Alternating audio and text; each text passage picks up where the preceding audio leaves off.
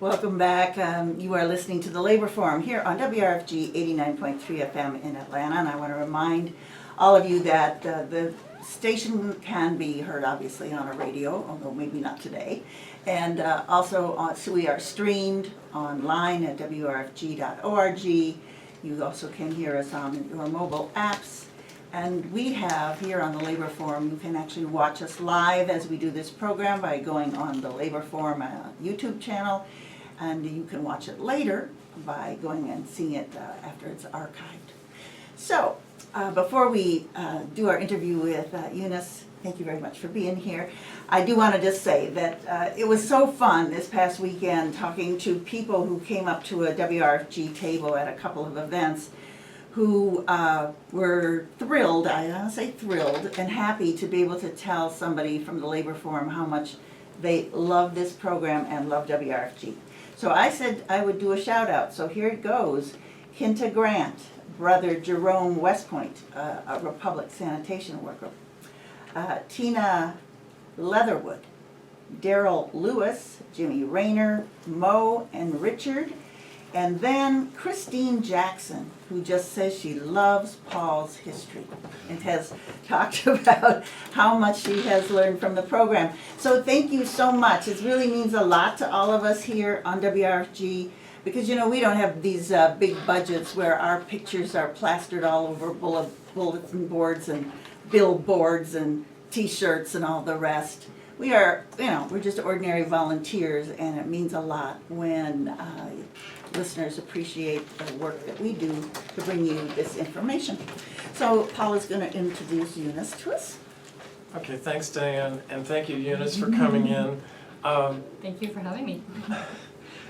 We met during the work of the Georgia Not One More deportation campaign that is still ongoing around the issue of detainers and immigration enforcement. And so we've all been following this evolving story and wanted to get an update on this latest ruling from the appeals court in New Orleans. You work for the Southern Poverty Law Center, and could you say a little more about what you do? Sure, yeah. Well, thank you so much for having me on today. I really just love this program. I'm so glad that it exists here in Atlanta. My name is Eunice Cho, and I'm a staff attorney with the Immigrant Justice Project at the Southern Poverty Law Center. And we are based, our project is actually based here in Atlanta, and we work to defend the rights of immigrant communities here in the Southeast throughout, including Georgia, but also other states. And we were one of the legal organizations that actually litigated many of the challenges to the anti-immigrant legislation that took place a few years ago, including Atlanta, Georgia, and South Carolina. So we are aware that this is a large and continuing fight.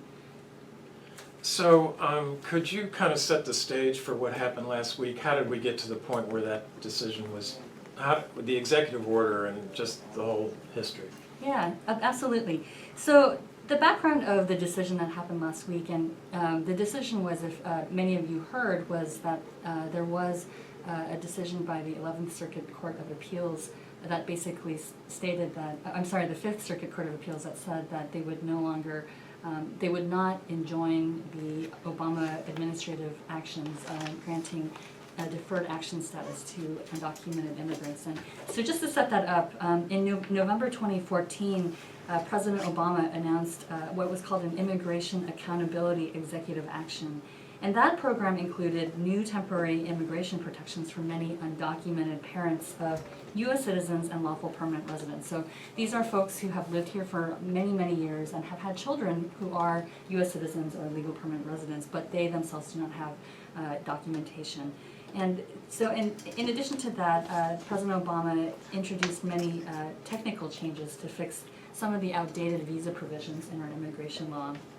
And you know, the explanation behind this is that the president really wanted to retool some critical aspects of the immigration system. So this included enforcement of immigration laws, processing benefits, business visas, helping high-tech companies, and also how we welcome immigrants to this country. But the one aspect of the president's executive actions that has gotten the most scrutiny is a program called the Deferred Action for Parental Accountability, which is also called DAPA for short. And this is a program that would provide temporary relief from deportation, which is also called deferred action, and work authorization, so people could work here legally for these undocumented parents of U.S. citizens. And to be eligible, an individual would have to have a U.S. citizen or a legal permanent resident child, have lived in the United States for 5 years, have to pass a background check, and pay administrative fees. So these are all provisions that they would have to do. They would not become citizens. They would not get other types of immigration status, as many folks have suggested. The program also expanded the Deferred Action for Childhood Arrivals, which was a program for undocumented young people who were brought to the United States. And these programs would have actually had a huge effect. They would have an estimated 5 million people would have benefited from this program, and about 3.7 million parents and about 1.27 million children. So this was going to have a pretty significant and honestly life-changing impact for many, many people who are living here in the U.S. People who would no longer have to live in fear. That's or right. as much fear. That's right. These folks would not have to live in fear that their families would be separated by deportation policies, that their family member would end up in detention.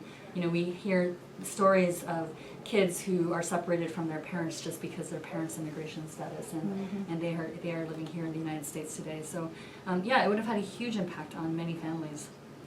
Can I ask a question? There has been over the last several years such a tide of struggle and resistance by undocumented people in the United States to actually force some changes in law. So would you want to make a comment about the impact of that as to how it prompted President Obama to actually have taken this step after Congress has stalled on any changes at all? That's right. I mean, you're absolutely right. Immigration reform has been an issue in Congress for however so many years, and every year has failed to pass. And as a result, with the fact that every year over 400,000 people have been deported under the Obama administration, over 2 million people since the Obama presidency actually began. This has had a huge impact on communities, immigrant communities across the country, in addition to the anti-immigrant laws that Paul was talking about earlier. And that has really led to this huge buildup in the immigrant rights movement, where people are organizing and demanding a solution because Congress has not provided one. And to that extent, we really do believe that the DACA program, the Deferred Action for Childhood Arrivals, the program that really benefited millions of youth in the country, that would have not happened without the strong organizing of undocumented youth and their families doing sit-ins, organizing, lobbying Congress, lobbying all sorts of power makers. And this really is the result of organizing a very, very active, engaged community around the country. So what happened last week? So shortly after the president announced this administrative policy in November, 26 states, including Georgia, filed a lawsuit to stop these immigration initiatives that was announced by the president. And so these states actually brought a case in a district court in Texas before one of the most anti-immigrant judges in the whole country. And he granted a preliminary injunction in February, which is basically a temporary stay, saying that the president could not implement this program. And basically the states were arguing that the president had acted outside of his authority as a president when he was implementing this program. But we actually know that this has a larger meaning. This was actually a larger political stunt by anti-immigrant politicians to basically tie up families in a legal battle to block these programs from happening. We have legal scholars from around the country. There was actually a brief filed by over 100 legal scholars who said, indeed, what the president did was constitutional. So what happened was, after the court in Texas said, you can't keep this program from happening, the Department of Justice appealed this decision to the Fifth Circuit Court of Appeals. And what happened last week was that a divided panel on the United States Court of Appeals, the Fifth Circuit, which was 2 Republican-appointed judges and 1 Democratic-appointed judge, and it was a split of 2-1 along those party lines, denied the request for a stay of the federal district court's decision from being implemented. So basically what it did, it said that we are not going to overturn the lower court's decision to block this from being implemented while the court decides whether or not this program is constitutional. So the decision is pretty limited. It applies only to a request for an emergency stay while the decision moves forward. But this also means that the plan cannot be implemented until the court comes to a decision. And during that time, millions of people are going to have their lives on hold and continue to live in fear that their loved ones are going to be deported. Will this change, I mean, will the deportations continue at the same rate? Well, we don't know. We know that before this lawsuit was actually filed, there were actively in many detention centers and discussions with immigrations and customs enforcement was that, they were actually polling cases that would have qualified for DAPA. And after we saw this lawsuit, we've heard reports from many sectors that those deportations have actually picked up and are now continuing. So it has had the effect of deportation for many people who are parents and who would have qualified for this relief. So you are listening to WRFG in Atlanta, 89.3 FM, and this is the Labor Forum program with our guest Eunice Cho, and we are talking about the recent court decision to continue the, not being able to apply some changes to the immigration policy. So again, you are tuned into the Labor Forum, and we're so glad that you can hear us. So where does the movement go from here in terms of strategy, both legally and as a movement? Well, this is a great question because this is, I think, a question that many movement groups have been asking themselves. What do we do in this situation?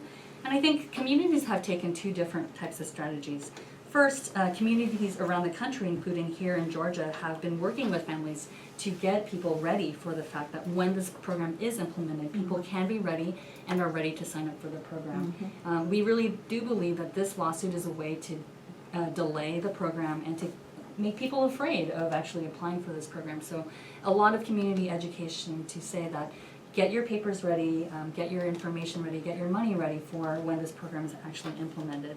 The other thing is that we know that communities are continuing to press for immigration reform, but also to stop the deportations that are currently happening around the country, and also to ask for an end to many of the programs that lead to policing and the pipeline from local police to immigration enforcement to deportation, which is something that many activists, both here in Georgia and around the country, have been fighting for.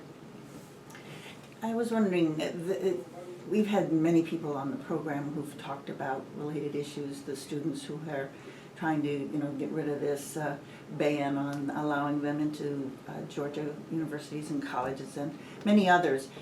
I was wondering if you have had, or could really, because I think a lot of this is about really putting a human face on it, and if you could talk, if you've got some examples of, children who come home from school and their parents have been picked up and they frankly don't see them again, or any other story like that, because I think people, when they hear the numbers about undocumented immigrants being detained and deported, don't really understand how connected these individuals and these families and these are to their communities and what difference it makes.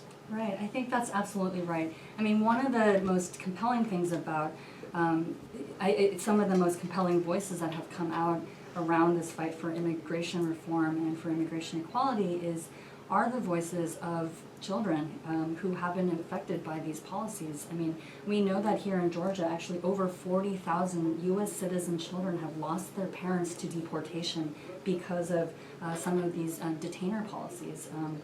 And the reality is that in many cases, these are children who have lived with their parents, and after their parents get caught up in immigration detention, what happens is that, especially here in Georgia, the deportation can be pretty quick. Folks go into policing proceedings and then are quickly taken to immigration detention centers, of which we have many here in Georgia.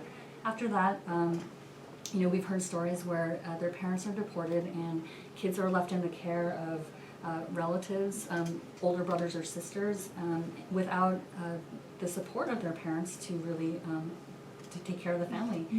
We've heard stories where kids grow up by only knowing their parents via Skype after their parents have been deported, and really having to shoulder a huge responsibility as a result of this. These are the types of stories that programs like DAPA are really meant to solve, because we don't want to be splitting up families. Many times these children end up in foster care when there has been no finding whatsoever of any abuse, any unfit parenting. It's just a result of their parents' immigration status. And I want to say as well, because this is a program that's called the Labor Forum, that these are people who have jobs, who do services, who provide all kinds of skills in this community. And so it's not, it is this devastating impact on a family unit, but it has big implications for the whole neighborhood, for the whole community. And absolutely, and I just want to also emphasize, since this is a labor program, that the fact that these individuals do not have work authorization actually hurts everybody's worker rights. We've seen plenty of cases where immigrant workers who are undocumented, are working and many times are not paid, are underpaid under the minimum wage, and do not feel that they can actually come forward to exercise their workplace rights because of fear of retaliation by their employers. We've heard countless stories. I had a client who was a victim of really horrendous sexual abuse by her employer and was afraid to come forward because she knew that he would call immigration. And many times we've seen that happen, so the fear is not unfounded. There have been some movements and legislative movements around the country to prevent employers from using the threat of immigration status as a way to stop workers from coming forward to talk about abuses. Those are really bright spots there in states like California, New York, but the federal government also has started a new working group talking about how to make sure that immigration enforcement really is separate from the enforcement of our labor and workplace rights. I understand. We're having. Could you connect the dots between the militarization that we've been talking a lot about with police in places like Ferguson with what's happening along the border, and just the way that there is so much money? I read that more money goes to ICE than all the federal agencies combined, something like that, in terms of enforcement, that they have a huge budget. So what's the connection? Yeah, there's a very clear connection there, and Paul, you're absolutely right. Actually, the Immigration Customs Enforcement and Border Control, those agencies are actually the largest law enforcement agencies in the country. And what we saw after 1996 was actually a growing militarization of immigration enforcement, whereas before 1996, it was actually a relatively small agency with about a few thousand agents around the country. After 1996, and in particular after 9/11 in 2001, we saw this incredible rapid growth of not only the importation of military-style tactics along the border, but now also in the interior. So you will see that I think one of the first domestic law enforcement agencies that actually started to employ many of these military tactics was at the border. And then we started to see the same kind of technologies being adopted in these municipal law enforcement agencies.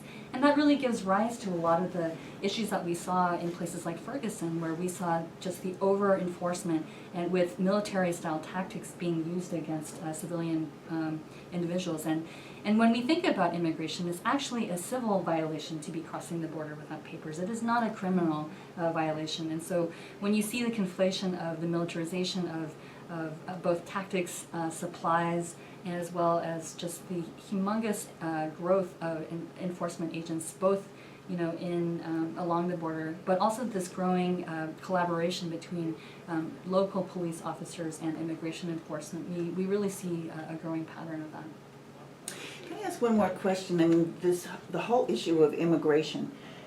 People here in the U.S., if they watch the news, will see these reports of literally thousands of people getting into dinghies and rubber rafts and whatever, trying to cross from the shore of Libya to get to Europe, and they come from many different countries that are, where there's war, there's famine, a variety of government repression, a variety of things.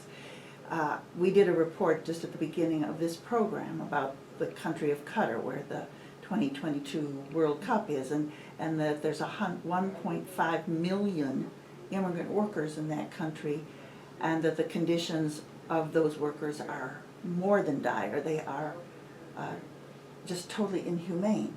So, and then of course we see this all over the world, where people, by either economic or political or social reasons, are having to leave their countries and try to go someplace safe or where they can make an income. So how would you describe, what you just talked about, this militarization here in the United States, and maybe the difference, if there is a difference, between that and how other countries are responding to the issue of refugees from war, asylum seekers from war, and economic refugees? That's an excellent question. There's a few key similarities and differences. One is that the one distinction, I think, between the United States migration situation and that in places that you mentioned, like Europe, where folks are crossing the Mediterranean Sea, is that it's a very different type of border. It's not a land border, so there are actually different types of principles that come into play when you're dealing with land crossing versus water crossings. At the same time, the crossings are very dire. We see deaths happening in the desert in the same way that we see deaths in the sea. And that it's a very precarious journey for people to be crossing from the global south to the global north, to be able to access economic opportunities, but oftentimes ending up in labor exploitations, as you mentioned. I think there is a difference in international law in terms of how asylum seekers are treated. So asylum seekers are granted asylum status based on persecution, based on several different categories, such as race, religion, political beliefs, gender, those types of things. However, as you said, economic persecution is not one that is recognized by the international government, by international governments. We do think that that is, as we see today, it's really can be a false dynamic, especially when you think about the role that countries in the global north have in making the push factors for folks to have to migrate. I think this is really important to think about, is that no one really wants to move and leave their families where they grew up. Migration is a very difficult thing. It's a perilous thing to a place where you don't know what is in store for you, and in many times into a very insecure position. You may not know the language, you may not know many people. The choice to migrate is often one not made because one wants to explore something new, but really because there are there's a situation at home that you have to leave. And in the case of Central America and Mexico, people are leaving as a result of trade policies like NAFTA that force people off the land to come here for survival. Or coups like in Honduras. Yes. Do you have, I know this is a broad question, but can you give us a vision of what a human rights-based immigration policy would look like? Absolutely, and I think that's a great place to start from human rights. First, there is actually a UN Declaration on the Rights of Migrant Workers and Their Families. That has actually been floating around in the UN for many years, and it provides some very basic recognition for rights of migrant workers and their families, both in terms of the right to wages, the right to dignity, the right to education. So far, I think only about 20 countries have actually signed on to it. There are all mostly countries that are from sending countries, so it's not surprising that these countries are very concerned for the welfare of their nationals. So there has been a movement to try to get international documents like that into force. I think that's really a very key human rights rooted way to envision that. But beyond that, I think the vision has always been about very basic, about giving people who migrate the right to human dignity and to full exercise of rights in the country that they live in, to be free from discrimination, to be free from exploitation where they work, to make sure that their families and children of immigrants also have equal freedom to education and a right to really become one of the new community. Thank you so much. This has really been an informative discussion, and I want to thank you so much for coming in. I want to thank Paul for knowing you personally to bring you here. Thanks for having me. So we are WRFG in Atlanta, 89.3 FM, and we encourage you to stay tuned to the next program, Democracy Now!, and to tune in again next week, June 8th, when our featured guest will be Ajama Baraka.